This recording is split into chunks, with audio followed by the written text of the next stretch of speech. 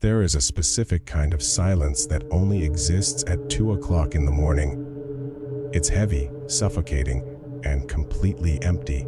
It's the kind of silence that makes you acutely aware of your own heartbeat, your own breathing, and, if you're Yuki Tanaka, the deafening absence of the person who used to sleep beside you. Kenji had been gone for exactly 42 days. He was an architect, a man who loved the sharp angles and towering glass of Tokyo.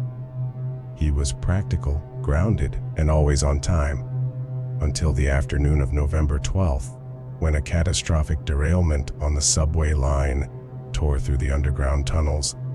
The news called it a tragic, freak accident. The structural collapse buried 3 train cars under tons of concrete and twisted steel. Kenji was in the second car. They never had an open casket.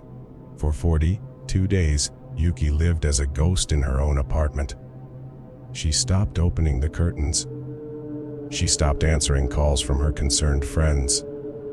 She left Kenji's shoes by the door, his jacket over the dining chair, and his phone charger plugged into the wall on his side of the bed. She kept his phone account active, paying the bill every month just so she could call his voicemail and hear his voice.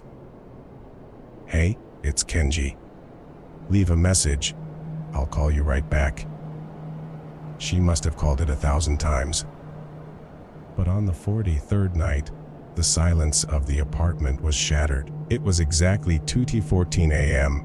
The harsh, bright chime of a text message echoed through the dark bedroom.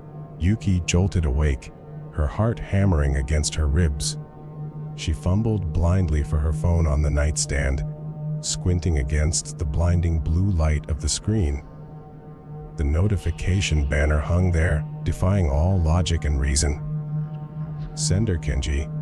Yuki's breath hitched in her throat. Her thumb hovered over the screen, trembling violently. It had to be a glitch. A cruel, sick malfunction of the cellular network. Maybe someone had spoofed his number. She tapped the notification. "Kenji.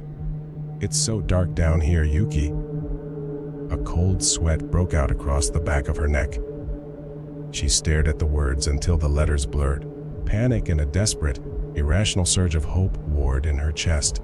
She typed back, her fingers slipping on the glass keyboard. "Yuki. Who is this? This isn't funny. Stop it." The typing bubble appeared immediately, 3 little gray dots dancing on the screen. "Kenji, my head hurts. I can't see the sky. Please come get me." Yuki threw the phone onto the bed as if it had burned her. She backed away, pressing her shoulders against the cold plaster of the bedroom wall. She stayed like that until the sun came up, watching the phone, waiting for it to chime again. It didn't. First thing the next morning, Yuki stood at the counter of her mobile service provider. The young clerk behind the desk looked at her with a mixture of pity and discomfort. "Mom, I understand this is distressing," the clerk said softly, tapping away at his keyboard. "But I'm looking at the account right now. This number was officially deactivated yesterday morning due to inactivity and the death certificate we have on file. The SAM card in your late husband's phone was physically destroyed in the crash. It is impossible for a message to originate from that number. I have the messages right here." Yuki insisted, pushing her phone across the counter. The clerk looked at the screen. He frowned, his brow furrowing. "This is strange. It must be a delayed routing error.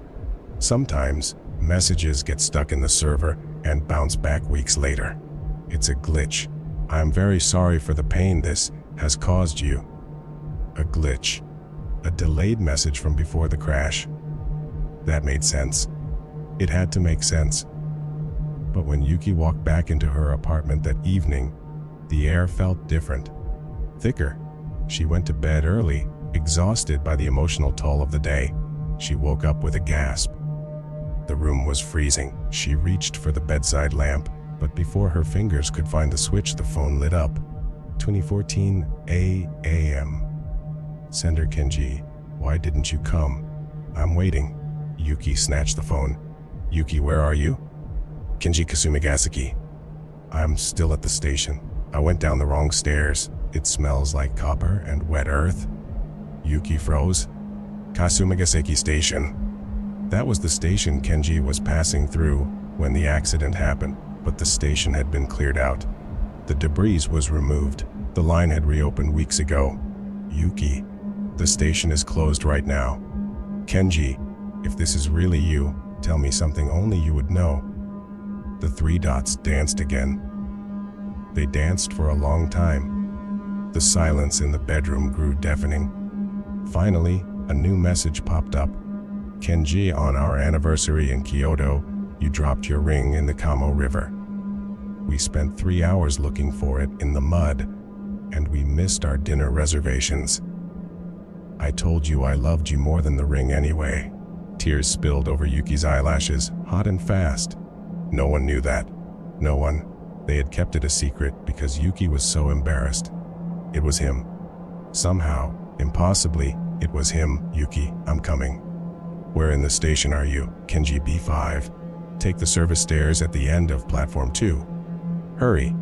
The others are getting restless. The others. The phrase sent a shiver down her spine, but the primal need to find her husband, to save him from whatever nightmare he was trapped in, overrode her terror. Yuki didn't bother changing out of her sweatpants, an oversized sweater. She grabbed her keys, a heavy flashlight from the kitchen drawer, and ran out the door. Tokyo at 300 a.m. is a ghost town. The neon lights still flicker, but the streets are devoid of life. The drive to Kasumigaseki was a blur of yellow streetlights and empty intersections. She parked her car a block away and approached the entrance. The heavy metal grates were pulled down and locked over the main entrances, sealing the subterranean labyrinth for the night. But Kenji was an architect. He knew the maintenance routes. Yuki circled the perimeter until she found a discreet, unmarked steel door in a back alley used by janitorial staff. By some miracle, or perhaps by some darker design, the magnetic lock was dead. The door clicked open with a heavy metallic thud. Yuki stepped inside. The air in the subway station was instantly different. It was stale, smelling of ozone, industrial cleaner, and decades of compacted dust. The only illumination came from the emergency track lights casting long, distorted shadows across the tiled walls. She turned on her flashlight, the beam cutting a sharp cone through the gloom. Her sneakers squeaked violently on the polished floors. She bypassed the silent turnstiles and made her way down the escalators, frozen in place like the ribs of some massive, dead beast.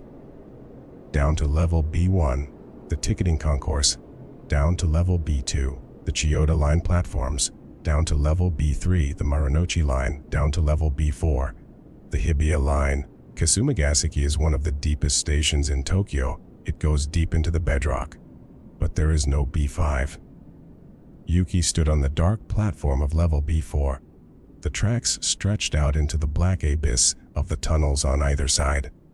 It was utterly silent. She checked her phone. No signal. She walked to the far end of platform 2, just as the text had instructed. At the very edge, where the tiled wall met the raw, concrete mouth of the train tunnel, there was a heavy iron door. It was painted a faded industrial yellow, plastered with faded, peeling signs warning unauthorized personnel to keep out. Yuki gripped the handle. It was freezing cold, as if there was ice on the other side. She pulled. The hinges screamed in protest, a rusted, agonizing sound that echoed down the empty platform. Beyond the door was a narrow, spiraling concrete staircase leading straight down into absolute pitch black. This was not a maintenance area. The concrete here was rough, unpainted, and crumbling. Water dripped from the ceiling, landing with rhythmic, echoing splashes somewhere far below. The smell of ozone and cleaner was gone, replaced by the suffocating stench of wet soil, decaying mold, and something else. Something sweet and metallic, like old blood. Yuki swallowed hard, her hand trembling so violently the flashlight beam shook against the walls. "I'm coming, Kenji," she thought. She began her descent. Down, down, down. The spiral seemed infinite. She lost track of time. It could have been 10 minutes, it could have been an hour. The temperature dropped sharply with every rotation, her breath pluming in the air in front of her. Finally, her feet hit a flat surface. She swung the flashlight around. She was standing in a massive, cavernous space. It didn't look like a subway station. It looked like a bunker. The walls were uneven, carved directly out of the earth, and reinforced with decaying wooden beams and rusted iron brackets. The floor was packed dirt, slick with fall, smelling moisture. This was B5, the level that didn't exist. "Kenji," Yuki called out. Her voice was swallowed instantly by the vastness of the cavern, returning no echo. She stepped forward, the flashlight beam sweeping across the darkness. As the light hit the far walls, she stopped dead in her tracks. The walls weren't just carved earth. They were hollowed out. Niches and alcoves lined the perimeter, and inside them were shapes. At first, she thought they were piles of discarded rags or old supplies, but as she moved closer, the beam of light illuminated a horrifying truth. Bones, hundreds of them. Skulls stacked upon rib cages, femurs crossed over shattered pelvises. Some wore the rotting, moth-eaten remnants of military uniforms from a century ago. Others were draped in the ragged remnants of civilian clothing, clutching small, rusted tins or decayed toys. Tokyo is an old city, a city built on top of its own ashes. Before the subways, before the skyscrapers, there were World War II air raid shelters where thousands suffocated in the firebombings. And before that, ancient burial grounds swallowed by urban expansion. Kasumigaseki wasn't just a transit hub, it was a cork plugging a bottle full of history's forgotten dead. Suddenly, a sound broke the silence. Squish. Drag. Yuki whipped the flashlight around. About 50 yards away, standing at the edge of the light's reach, was a figure. A man. He was standing perfectly still, his back facing her. He was wearing the exact same charcoal gray suit Kenji had worn on the morning of November 12th. Kenji. Yuki gasped, a sob breaking in her throat. She dropped the flashlight, letting it roll on the dirt floor so she could run toward him with both arms out. "Kenji, oh my God, you're alive. You're here." The figure didn't turn around. It just stood there, shoulders slumped. Yuki closed the distance, her heart soaring, the nightmare finally ending. She reached out and grabbed his shoulder. "Kenji, we have to go. Let's go home." She pulled him around to face her. Yuki's scream never made it out of her throat. It died in her lungs, choked out by pure, paralyzing terror. It wasn't Kenji. He had Kenji's suit. He had Kenji's height.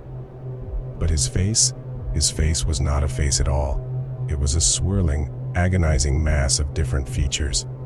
A mosaic of the dead. An old man's missing eye shifted into a crying child's mouth, which melted into the charred, blackened cheek of an heir.